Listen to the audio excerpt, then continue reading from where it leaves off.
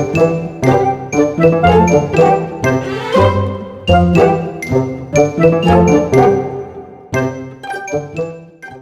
बच्चों, सभी को मेरा नमस्ते। कैसे हो आप सभी लोग? उम्मीद करता हूँ बहुत अच्छे होंगे। मैं यशपाल बी लीड्स के माध्यम से आप लोगों के लिए इंग्लिश सिखाने आया हूँ। आप लोगों को सिखाऊंगा बहुत ही सिंपल और सरल भाषा में इंग्लिश, यानी कि आप लोग हंसते खेलते इंग्लिश सीख जाओगे। क्योंकि मैंने अक्सर देखा है और मुझे काफ़ी साल हो गए पढ़ाते पढ़ाते, और मैंने एब्जॉर्ब किया है कि बहुत सारे बच्चे बेशक वो इंग्लिश मीडियम स्कूल में पढ़ रहे हैं, लेकिन इंग्लिश लिख नहीं पाते अच्छे से, पढ़ नहीं पाते अच्छे से, बोल नहीं पाते अच्छे से। तो मैं आप लोगों के लिए बहुत ही आसान तरीके से और आपके स्कूल के साथ जुड़कर ये कोर्स आपको लिए लेके आ रहा हूं। पूरे साल हम इसके साथ कंटिन्यू चलेंगे, बहुत सारी एक्टिविटी करेंगे। मैं आप लोगों को रीडिंग, यानी कि रीडिंग कैसे होनी चाहिए, कौन से वर्ड्स को किस तरह से प्रोनाउंस करेंगे, और साथ में लिखना कैसे है उस पे बारे में बात करेंगे। ट्रांसलेशन कैसे करना है उसके बहुत सारे रूल हम लोग पढ़ने वाले हैं। साथ में मीनिंग भी याद करवाऊंगा, मीन वर्ब याद करवाऊंगा, डेली यूजेस सेंटेंसेस वो भी आपको याद करवाऊंगा। यानी कि काफी हमारा ये दौर चलेगा पूरे साल का, और साल के एंड तक आप अपने आप को चेक करोगे तो आप definitely you will be able to speak English, definitely, I assure you. तो आप जर्नी शुरू करते हैं मेरे साथ और समझते हैं एक एक चीज को। और जैसा कि आप टाइटल देख पा रहे हो, first step to learn English, पहला कदम इंग्लिश सीखने की ओर। बहुत सारे बच्चे आप में से शायद कोचिंग भी जाते होंगे, शायद कुछ बच्चे इंग्लिश जानते भी होंगे थोड़े बहुत, या कुछ ऐसे भी होंगे जो जीरो से होंगे। तो मैं सभी सबसे कमजोर बच्चों को लेके चल रहा हूं, जो भी आपकी क्लास में ज्यादातर ऐसे बच्चे हैं जो बहुत कम जानते हैं, उनको आधार बना के चल रहा हूं। और जिनको आएगा अच्छी बात है, उनका रिवीजन हो जाएगा, और जो नहीं पढ़े होंगे, जिनको नहीं आता होगा, वो सीख जाएंगे। तो चलिए शुरू करते हैं आज की जर्नी मेरे साथ और पढ़ते हैं इंग्लिश शुरू से। ध्यान देंगे, इंग्लिश शुरू से पढ़ रहे हैं तो हम बिल्कुल बेसिक से, बस मुझे इतना चाहिए कि आप लोगों को ABCD आनी चाहिए, वो जो कि आती होगी अच्छे से। बात सबको समझ में आ रही है? सबको आती है ABC की नहीं? बिल्कुल आती होगी। यस और नो? यस। मुझे रिस्पांस चाहिए आप लोगों का। कॉपी पेन लेकर बैठिएगा, और इंग्लिश सिखाने की रिस्पॉन्सिबिलिटी मेरी है। क्लियर? तो बिल्कुल हम लोग पावरफुल तरीके से, एनर्जेटिक तरीके से आपके सामने हैं। और बात करते हैं सबसे पहले बेटा अल्फाबेट की। यदि हम किसी भी भाषा की बात करें तो उसके अपने अपने अल्फाबेट होते हैं, यानी कि किसी को जैसे हम हिंदी में वर्णमाला बोलते हैं, इंग्लिश में हम क्या बोलते हैं बेटा? अल्फाबेट बोलते हैं। तो ये अल्फाबेट क्या होते हैं? अल्फाबेट बेटा सबसे छोटी यूनिट होती है किसी भी भाषा की, जो उस भाषा को कंप्लीट करती है। जैसे हम मकान बनाते हैं, मकान बनाने के लिए क्या होता है बेटा? ब्रिक्स का यूज करते हैं। हम किसका यूज करते हैं? ईंटों का यूज करते हैं। तो एक एक ईंट लगा लगा के हम क्या करते हैं? मकान को बनाते हैं। होता है ऐसा कि नहीं? यस और नो? इस तरह से। ऐसे ही क्या होता है, हम एक एक वर्ड जोड़ के वर्ड बनाते, एक एक वर्ड जोड़ के सेंटेंस बनाते हैं, सेंटेंसेस को जोड़ के हम क्या बनाते हैं? पैराग्राफ बनाते हैं, और इस तरह से हम इंग्लिश सीख जाते हैं। तो यही चीज, ये जो ईंट है यहाँ, यानी कि ब्रिक है, ये हमारा क्या है? ए पर्टिकुलर एक हमारा अल्फाबेट होते हैं, यानी कि लेटर्स होते हैं। अल्फाबेट तो हो गए भैया। यदि हम क्या कर रहे हैं, यहां A से लेकर Z तक की बात कर रहे हैं, ध्यान देंगे, A से Z तक की बात कर रहे हैं, तो ये सब बेटा क्या हुए? हमारे अल्फाबेट हो गए। बात समझ में आ रही है? यदि कोई आपसे पूछे कि बेटा ये बताओ इंग्लिश में कितने अल्फाबेट होते हैं, तो बताएं कितने होते हैं? बताइए सभी लोग एक साथ, कितने अल्फाबेट लिखूं? बहुत सारे लोग बोल रहे होंगे 26। यस और नो? ऐसे ही बोल रहे होंगे। कुछ बोल रहे होंगे सर 21, कुछ बोल रहे होंगे नहीं सर 5। ऐसे बहुत सारे सोच रहे होंगे अलग अलग। लेकिन बेटा आपको बता दूं, ये सब क्या है? ये गलत है। ये सब क्या है? गलत है। इनको हम क्या कर देते हैं? साफ कर देते हैं, क्योंकि ये गलत है। गलत को हम लोग साफ कर देते हैं। ये मैंने कर दिया साफ। अब सही क्या है? सही क्या है? तो सही है बेटा, ये जो अल्फाबेट होता है वो कितने होते हैं? एक ही होता है। क्या होते हैं? एक ही होता है। जैसे हिंदी में पूछे ना कि वर्णमाला कितनी होती है, तो एक ही तो होती है। अ से लेकर ज्ञ तक वो सभी सभी वर्ड्स, सभी अक्षर किस में आते हैं? वर्णमाला में आते हैं। ठीक है, तो इसी तरह से क्या होता है, इंग्लिश में भी एक ही अल्फाबेट होता है जिसमें ए से लेकर और जेड तक सभी हमारे लेटर्स आ जाते हैं। अब जब यदि हम ए की बात करें, ओनली किसकी बात करें? ए, या हम बात करें केवल बी की, तो इनको बोलते हैं बेटा क्या? लेटर्स। क्या बोलते हैं इनको? लेटर। ये अपने आप में क्या है? एक लेटर है। ये अपने आप में क्या है? एक लेटर है। और इस तरह से हम देखें तो इंग्लिश लैंग्वेज में एक अल्फाबेट में कितने लेटर होते हैं? इंग्लिश में 26। अब आप सब सही ट्रैक पे हो। ये सारे कितने होते हैं बेटा? ये ऐसे करते करते 26 होते हैं, जो आगे हम पढ़ेंगे। तो यहां से सबको अल्फाबेट समझ में आ गया होगा कि अल्फाबेट क्या होते हैं। क्लियर हुआ? ए से जेड जितने भी लेटर्स आते हैं वो सब क्या होते हैं? अल्फाबेट होते हैं। और इंग्लिश में अल्फाबेट कितने होते हैं? एक ही होता है बेटा। क्लियर हुआ? आगे बढ़ते हैं। बहुत ही सिंपल और आराम से चल रहे हम। जहां भी आपको दिक्कत लगे आप हमें दोबारा देख लें। अब बात करते हैं अल्फाबेट। जैसे अभी बात की हमने, कितने होते हैं बेटा? 26 होते हैं। यही हमने बात की, कितने होते हैं? 26 होते हैं। यदि आप बात करें आगे, अल्फाबेट बेटा दो तरह के होते हैं। कितनी तरह के? दो तरह के होते हैं ये अल्फाबेट। एक होता है हमारा कौन सा? यही लिख देता हूं मैं, दो तरह के होते हैं। एक होता है कौन सा? वॉवेल, और एक होता है कौन सा? कॉन्सोनेंट। बोलो, एक होता है वॉवेल और दूसरा होता है कॉन्सोनेंट। क्लियर? इनके बारे में जानते हैं। सबसे पहले हमने लिखा वॉवेल। ये वॉवेल्स क्या होते हैं बेटा?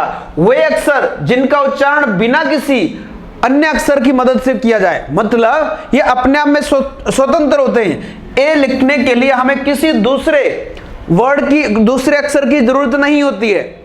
ई लिखने के लिए किसी दूसरे की जरूरत नहीं होती है। अपने आप में ये कंप्लीट है। बात ध्यान देखना, अपने आप में बेटा क्या है? ये कंप्लीट है। तो ऐसे लेटर्स को क्या बोलते हैं? ऐसे अक्षर को हम क्या बोलते हैं? इनको बोलते हैं बेटा वॉवेल।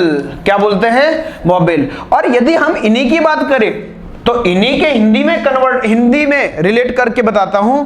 जो हमने आ से लेकर आ तक पढ़े होते हैं हिंदी में, ये भी क्या होते हैं? वॉवेल होते हैं। इनको क्या बोलते हैं हिंदी में बेटा? स्वर बोलते हैं। क्या बोलते हैं? स्वर। तो इंग्लिश में हो गए वॉवेल और हिंदी में क्या हो गए? स्वर, जो आ से लेकर आ तक होते हैं। बात यहां समझ में आ गई? सबको याद है ना? आ ई सबको याद है? याद नहीं है तो कर लेना, काम आएगी बड़ी। ये छोटे छोटे क्लास की बातें हैं, लगभग दूसरी तीसरी, लेकिन आप लोगों को मैं बिल्कुल, जैसे मैंने कहा, जीरो से, आपने टाइटल देखा, जीरो से इंग्लिश सीख रहे हैं हम लोग। ठीक है? जिनको आ रहा है, आता है पहले से, अच्छी बात है, वो भी लिखेंगे।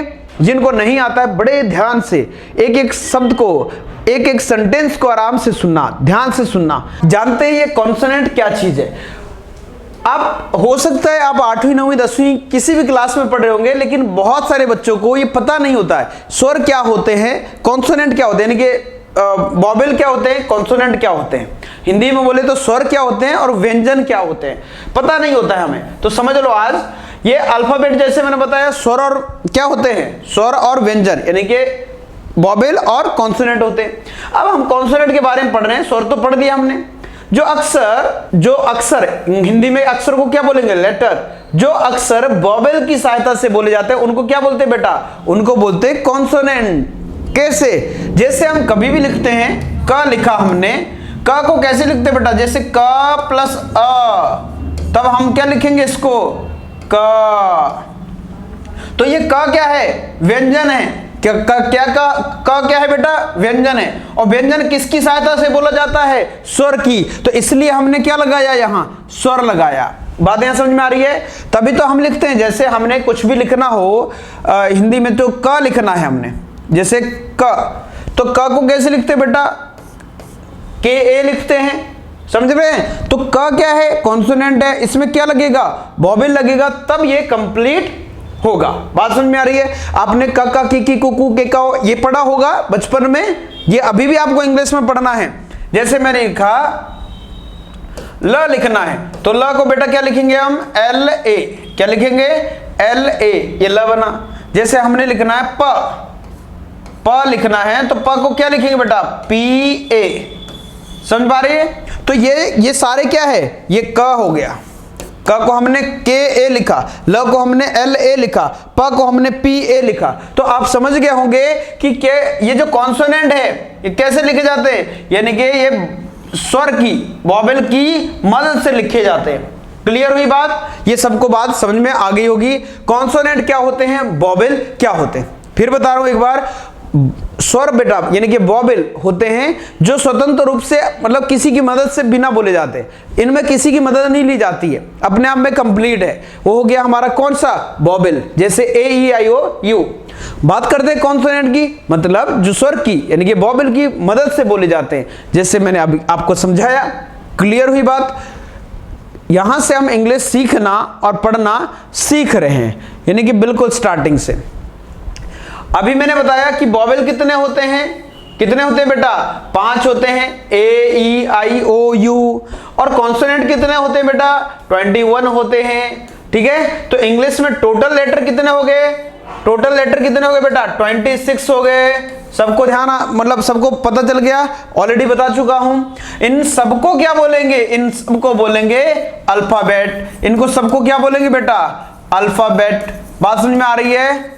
ये 26 को सभी को अल्फाबेट बोलेंगे, और इनमें से एक एक की बात करेंगे तो इनको लेटर्स बोलेंगे।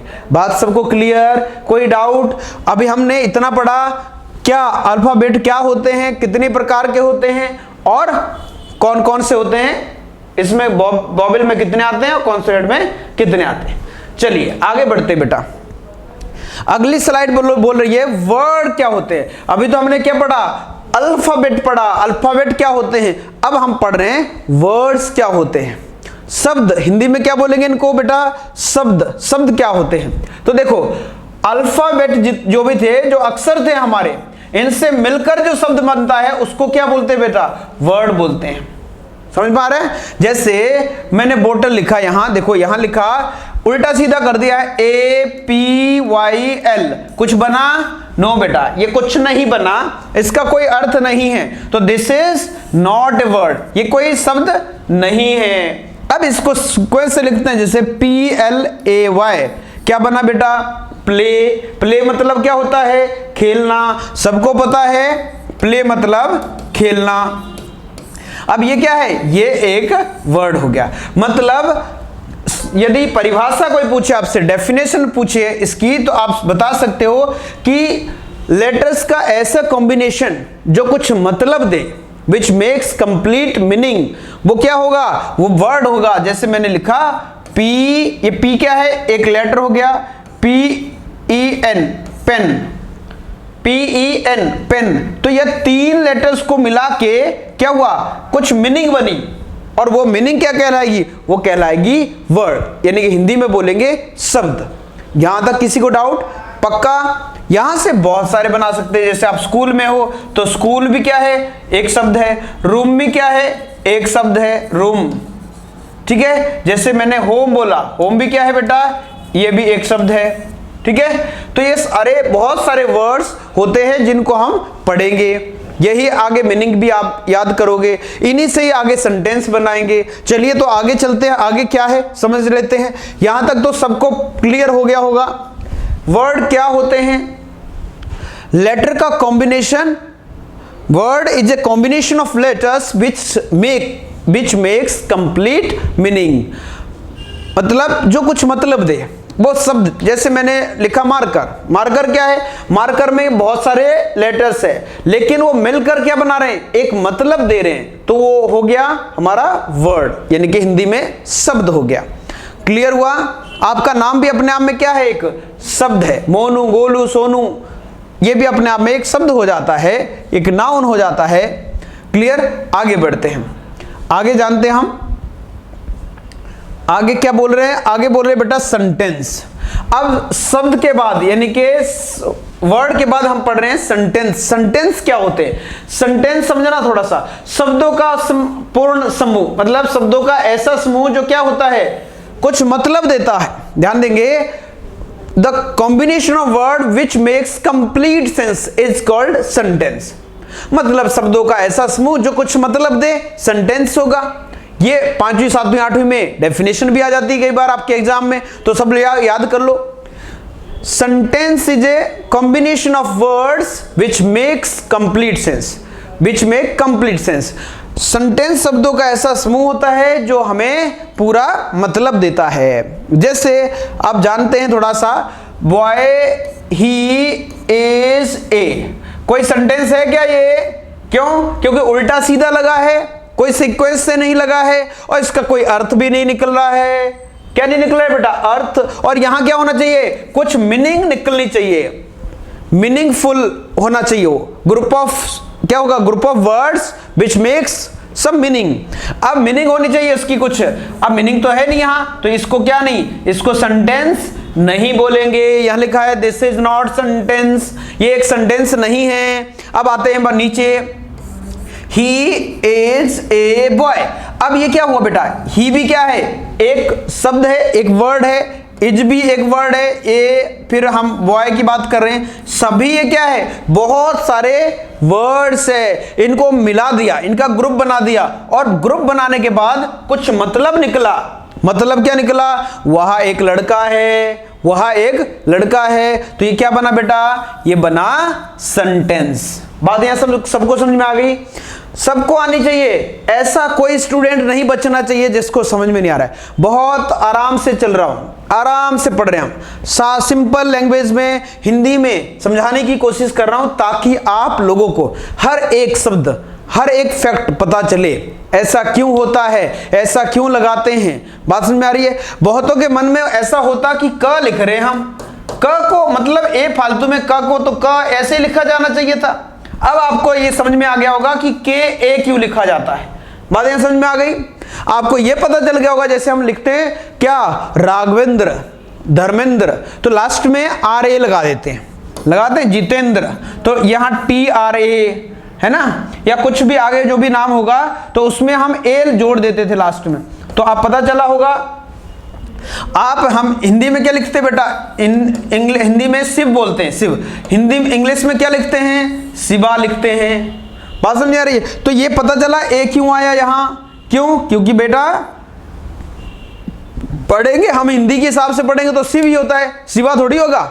शिवा तो हम पार्वती को बोलते हैं, कृष्णा है तो लड़की का नाम हो गया, कृष्ण होता है। लेकिन इंग्लिश में हम कृष्णा लिखते हैं क्योंकि लास्ट में ए किसकी वजह से आ रहा है? ये ए आ रहा है किसकी वजह से? वॉवेल की वजह से, क्योंकि लास्ट में वॉवेल बच रहा है और वॉवेल कंप्लीट है वो, तो इस वजह से हमें लास्ट में उसको कॉन्सोनेंट, उसके साथ सॉरी कॉन्सोनेंट मिल रहा है लास्ट में, तो उसके साथ वॉवेल लगाना पड़ेगा, तब वो कंप्लीट होगा। क्लियर हुआ? तो ऐसे नहीं बोलेंगे धर्मेंद्रा, जितेंद्रा, राघवेंद्रा, तो राघवेंद्र ही होता है, जितेंद्र होता है। क्लियर? बहुत सारी स्टेट में तो प्रोनाउंसिएशन ऐसे निकालते हैं, राघवेंद्रा, जितेंद्रा, जैसे बेंगलोर साइड या कहीं इधर साइड, साउथ साइड, यहां थोड़ा सा अलग लैंग्वेज का टोन है। देखो, there are two types of sentence. Sentence बेटा कितनी तरह के होते हैं? दो तरह के होते हैं। सेंटेंस दो भाग होते हैं, मतलब मैं टाइप नहीं बोलूंगा, यहां पार्ट लिख देते हैं। दो पार्ट होते हैं सेंटेंस के। सेंटेंस को दो भागों में बांटा जाता है, ज्यादातर ये असर्टिव सेंटेंस के में देखने को मिलता है। दो भागों में कैसे? एक सब्जेक्ट होता है और एक प्रेडिकेट होता है। ये आपके बेटा छोटे छोटे बच्चों की, जैसे 5वीं 7वीं 8वीं के बच्चे हैं, उनकी किताब में भी होगा सब्जेक्ट और प्रेडिकेट। क्लियर? समझ में आया? There are two part of sentence. Sentence के दो पार्ट होते हैं, दो भाग होते हैं, सब्जेक्ट और प्रेडिकेट। सब्जेक्ट क्या होता है बेटा? सब्जेक्ट को समझते हैं। सब्जेक्ट होता है जो कोई भी काम करता है, जो कोई भी सेंटेंस में काम करता है, उसे क्या बोलते हैं? सब्जेक्ट बोलते हैं। अभी मैं पढ़ा रहा हूं आप लोगों को, तो मैं क्या हो गया बेटा? सब्जेक्ट हो गया। और बाकी जो भी कुछ बच रहा है, जो मेरे बारे में बताया जा रहा है, वो क्या हो गया? प्रेडिकेट हो गया। तो याद रखना, सब्जेक्ट मतलब जो किसी काम करने वाले के बारे में बताए, जो कर्ता के बारे में बताए, वो हमारा सब्जेक्ट होता है। क्लियर? तो जैसे वाक्य में जो काम करता है उसे क्या बोलते हैं बेटा? सब्जेक्ट बोलते हैं। उसे क्या बोलते हैं? सब्जेक्ट। जैसे मैंने कहा राहुल पढ़ रहा है, तो सब्जेक्ट क्या हुआ उसमें? कौन पढ़ रहा है? राहुल। सीमा पानी पी रही है, तो कौन पानी पी रही है? सीमा। तो जो काम कर रहा है ना वो सब्जेक्ट हुआ। क्लियर हुई बात? चलिए, जैसे Ram is a good boy, कौन अच्छा लड़का है? राम। तो सब्जेक्ट क्या हुआ बेटा? राम सब्जेक्ट हुआ। ये बात सबको क्लियर हुई? किसी को कोई डाउट? सब्जेक्ट सब पहचान लोगे? मुझे जहां तक लग रहा है सब लोग पहचान लोगे। यहां लिखा मैंने राम क्या हुआ? यहां सब्जेक्ट का काम कर रहा है बेटा। किसका काम? सब्जेक्ट का। आप लोग लिख लिया करें कॉपी में, बहुत आराम से मैं पढ़ा रहा हूं आप लोगों को। पहले आप समझ लिया करें, फिर उसके बाद लिख लिया करें। और जो भी यहाँ जो भी हेल्प के लिए यहाँ जो भी खड़े हैं वो भी उनको वो ध्यान रखें कि या आपको लगे तो रोक दिया करो ताकि बच्चे वो लिख लिया करें। ठीक है? तो बेटा मैं लास्ट में जस्ट 1-2 सेकंड के लिए साइड में हट जाया करूंगा ताकि आप लिख लिया करो। बढ़िया नोट्स बनाते चलो। इंग्लिश बार बार पढ़ने की जरूरत नहीं है, एक बार पढ़ लो अच्छे से, फिर तो पूरी मतलब जो छठी में है टेंस या छठी में मॉडल, पैसिव वॉइस, नरेशन कुछ भी है, ये आप अभी पढ़ लो तो आपको फिर 10वीं में पढ़ने की जरूरत नहीं पड़ेगी, फिर कॉलेज में पढ़ने की जरूरत नहीं पड़ेगी। तो इंग्लिश लैंग्वेज है, कोई सब्जेक्ट नहीं है बेटा, इसलिए उसको लैंग्वेज की तरह पढ़ना है। समझ पा रहे हैं मेरी बात? तो 6 महीने में, 1 साल में आपको इंग्लिश बोलना, लिखना, पढ़ना सब आ जाएगा। क्लियर? अलग से कोई कोचिंग की जरूरत नहीं पड़ेगी। चलिए भैया आगे बढ़ रहे हैं हम लोग। प्रेडिकेट की बात कर रहे थे, तो सब्जेक्ट के बारे में बताने वाले शब्दों को क्या बोलते हैं? प्रेडिकेट बोलते हैं। अभी देखा हमने कि क्या, जैसे मैंने कहा Rahul is playing cricket in ground, Rahul ground में क्रिकेट खेल रहा है। तो राहुल कौन खेल रहा है क्रिकेट? राहुल। सब्जेक्ट कौन हुआ बेटा? राहुल। और is playing cricket in ground, वो सब क्या हो गए? वो प्रेडिकेट हो गए। वो सब किसके बारे में बता रहे? वो राहुल के बारे में बता रहे। बात यहां समझ में आई बेटा? क्लियर? तो देखो बहुत ही आसान, बहुत आसान है ये तो सब लोग। देखो Ram is a good boy, तो राम बेटा सब्जेक्ट, राम क्या हो गया? सब्जेक्ट। और इज ए गुड बॉय क्या हो गया बेटा? सबको ये पता चल रहा है, ये है सब प्रेडिकेट हो गया। पहचान लोगे? देखते ही आपको सोचना नहीं पड़े, विद इन सेकेंड आपको पता चल जाना चाहिए कि ये सब्जेक्ट कौन सा है, प्रेडिकेट कौन सा, सब्जेक्ट कौन सा, प्रेडिकेट कौन सा। दैट्स इट, चुटकियों में। चलिए बेटा आगे चलते हैं, चलिए आगे चलते हैं कि अभी तो पढ़े हैं 2-4 पन्ने, अभी तो पढ़े हैं 2-4 पन्ने, अभी पूरी किताब बाकी है।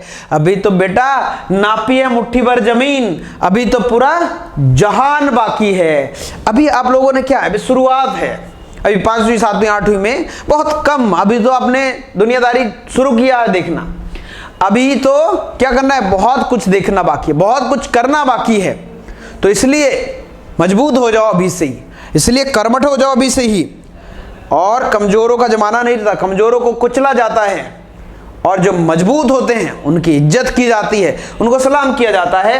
ये हमने नेचर में भी देखा है, जानवरों में भी होता है। जंगल में जो कमजोर होता है उसे कुचल दिया जाता है, खा लिया जाता है। जो मजबूत होता है वो राजा की तरह राज करता है। इसलिए मजबूत बनना है। चलते हैं प्रैक्टिस सेट की और थोड़े से।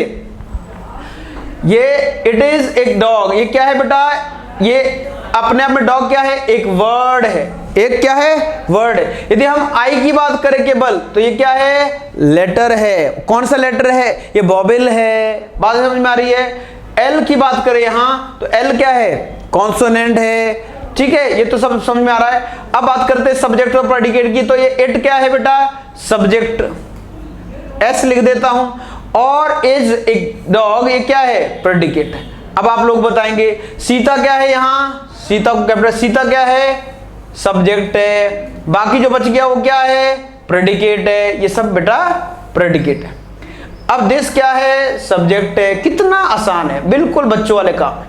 और इज माई स्कूल, ये क्या है? ये प्रेडिकेट है। बोलो समझ में आ रहा है? पहचान लोगे देखते ही? कोई याद करना पड़ेगा इसमें? भैया याद करो, समझने वाली चीजें हैं, समझ लिया तो कुछ याद नहीं करना है, सब बन जाता है, सब हो जाता है। समझना होना था, फैक्ट जानना होता है, होता क्यों है ऐसा, होता कैसे है ऐसा, पता चल गया तो फिर पैसा पैसा। अब देखिए द वर्ड आर फ्लाइंग, पक्षी उड़ रहे हैं, बर्ड्स आर फ्लाइंग। तो यहां क्या हो जाएगा बेटा, ये वर्ड्स है ना, ये सब्जेक्ट है और आर फ्लाइंग प्रेडिकेट है। ये सब क्या है, प्रेडिकेट है। I go to Agra every Sunday, I क्या है, कौन जाता है आगरा, मैं जाता हूं, तो मैं क्या हो गया यहां, सब्जेक्ट हो गया। और ये जो आगे की चीजें बची वो सब क्या हो गए, प्रेडिकेट हुए। ये सबको समझ में आया, सबको समझ में आया। मैंने कहा he was singing, he was singing, वो गा रहा था। तो ही क्या हो गया, सब्जेक्ट हो गया। और ये क्या हो गया, ये सब ये हो गया प्रेडिकेट। तो आई थिंक सब्जेक्ट और प्रेडिकेट तो सबको अच्छे से आगे हो गए। बात यहां समझ में आ रही है, सब यहां तक क्लियर हो गया होगा। चलिए, तो आप लोग का अब क्लास भी लगभग खत्म, मतलब आज की क्लास समाप्त होने की ओर है। जस्ट एक बार हम लोग रिवीजन कर लेते हैं, आज पढ़ा क्या क्या हमने, है ना। आज हम जीरो से इंग्लिश पढ़ रहे हैं। यहां लिखा है भैया फर्स्ट स्टेप है आज, तो फर्स्ट स्टेप की ओर चलते हैं भागते हुए, जैसे ये चल रहा है। पहला स्टेप ये है, फिर हम लोग स्टेप दर स्टेप आगे चढ़ते जाएंगे और अच्छे बनते जाएंगे। देखिए, तो पहले स्टेप में क्या पढ़ा हमने, बताओ, नोट कर लेना। अल्फाबेट, जो अक्षर बोलने अथवा लिखने में प्रयोग किए जाते हैं उनको अल्फाबेट बोलते हैं। कितनी तरह के होते हैं, दो तरह के होते हैं, वोवेल और कॉन्सोनेंट। ये देखो, वोवेल और कॉन्सोनेंट। अब वोवेल क्या होते हैं, जो सेल्फ स्टार्ट होते हैं, यानी कि अपने आप में बोले जाते हैं, किसी की मदद नहीं लेते नहीं है ये। तो इनको क्या बोलते हैं, vowel. A E I O you, ये हमारे वोवेल होते हैं, आ से लेकर आ तक, यानी कि स्वर। कॉन्सोनेंट, कॉन्सोनेंट बेटा हमारे व्यंजन होते हैं, हिंदी में बोलो तो व्यंजन और इंग्लिश में तो कॉन्सोनेंट, जो अक्सर वोवेल की मदद से बोले जाते हैं, व्यंजन होते हैं। जैसे ए ई आई ओ यू को छोड़ के सब हमारे क्या हो जाए, बी सी डी, इस तरह से एफ, ये सब हमारे कॉन्सोनेंट होते हैं। आगे बढ़ते हैं, आगे समझते हैं क्या पढ़ा था। आगे हमने पढ़ा था भैया 5 हमारे वोवेल होते हैं, 21 हमारे कॉन्सोनेंट होते हैं, टोटल 26 हो जाते हैं। वर्ड क्या होते हैं, वर्ड होते बेटा लेटर्स के कॉम्बिनेशन से जो मीनिंग बनती है उसे वर्ड बोलते हैं। आगे पढ़ा हमने कि वर्ड के कॉम्बिनेशन से, जो वर्ड का जो ग्रुप बनता है उसके कॉम्बिनेशन से और कुछ मतलब निकले तो वो सेंटेंस कहलाता है। अभी हमने देखा, ये देखो उल्टा सीधा लिखते हैं तो सेंटेंस नहीं होगा, सीधा सीधा लिखें, बिल्कुल जी सेंटेंस होगा। यहां तक क्लियर हुआ। अब पहचान गए होंगे सेंटेंस क्या होता है। अगले हम वीडियो में पढ़ेंगे, अगली क्लास में पढ़ेंगे टाइप ऑफ सेंटेंस। सेंटेंस कितनी तरह के होते हैं, assertive sentence, interrogative sentence, imperative, optative, exclamatory, सारे पढ़ेंगे। आगे बढ़ते हैं। सब्जेक्ट हमने देखा 2 पार्ट होते हैं सब्जेक्ट के। कितने पार्ट होते हैं बेटा, 2 पार्ट होते हैं, ठीक है। कितने पार्ट, 2 पार्ट होते हैं। एक होता है सब्जेक्ट, एक होता है प्रेडिकेट। सब्जेक्ट क्या होता है, जैसे ही इज प्लेइंग, वो खेल रहा है। छोटा सा एग्जांपल लेते हैं, तो ही क्या हो गया, सब्जेक्ट हो गया जो काम कर रहा है, और उसके बारे में जो बता रहा है वो प्रेडिकेट हो गया। बात यहां सबको समझ में आ गई। तो आगे हमने एग्जाम्पल भी लिए थे और इनको समझा भी था, तो यहां तक क्लियर। आगे देखिए, ये हमने सब्जेक्ट के बारे में पढ़ा था, जो काम करता है सब्जेक्ट, और जो उसके बारे में कहा जाता है वो प्रेडिकेट, ये पढ़ लिया हमने। और उसके बाद कुछ एग्जाम्पल किए। आप लोग और करना, जो आपकी किताब में दिए होंगे वो भी करना। तो आज आपकी किताब के 2-4 चैप्टर तो खत्म हो ही गए होंगे, जो 5वीं 6वीं 7वीं क्लास में पढ़ते हैं बच्चे उनके। और इसी तरह से आज की क्लास समाप्त करने का टाइम आ गया, और आगे हम अगली क्लास में ऐसे बहुत सारी चीजें, फैक्ट जानने की कोशिश करेंगे, बहुत बारीक से समझने की प्रयास करेंगे, बहुत ही बारीक से। और मैं आप लोगों को बिल्कुल एक्यूरेट, यानी कि कब लगाते हैं, क्यों लगाते हैं, ये वजह क्या है इसके पीछे, सारी चीजें आपको बताने की कोशिश करूंगा।